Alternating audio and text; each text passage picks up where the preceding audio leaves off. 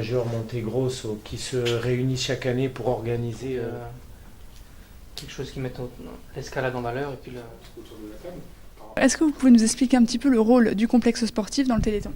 Alors oui, le complexe sportif a un rôle de coordination sur le Téléthon, c'est-à-dire que c'est un lieu d'accueil pour les associations, qu'elles soient sportives ou autres, pour accueillir toute action qui pourrait être en faveur du Téléthon, pour aussi récolter des dons.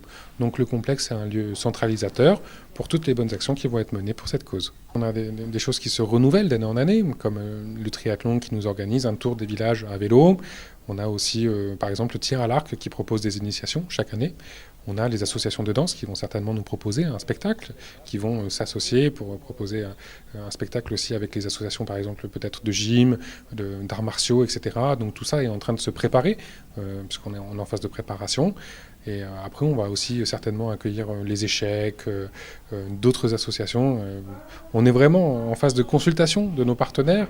Donc tout est en train de s'organiser, les idées fusent, les discussions s'engagent.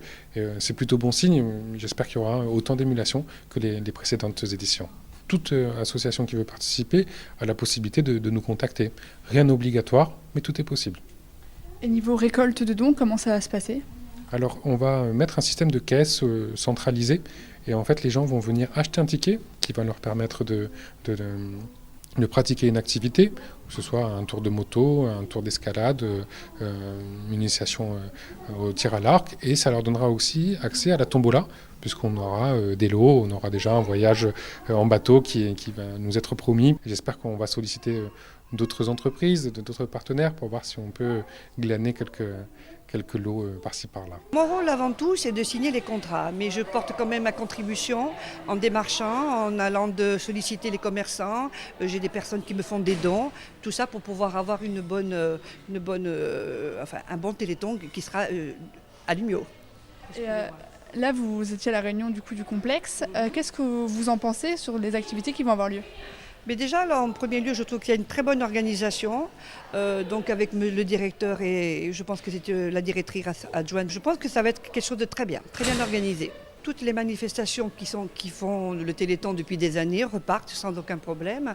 Mais cette année, on a quand même une première, c'est-à-dire que Lumio a été choisi pour représenter la Corse au niveau national. C'est-à-dire que pendant la minute où la Corse va être représentée, ce sera Lumio.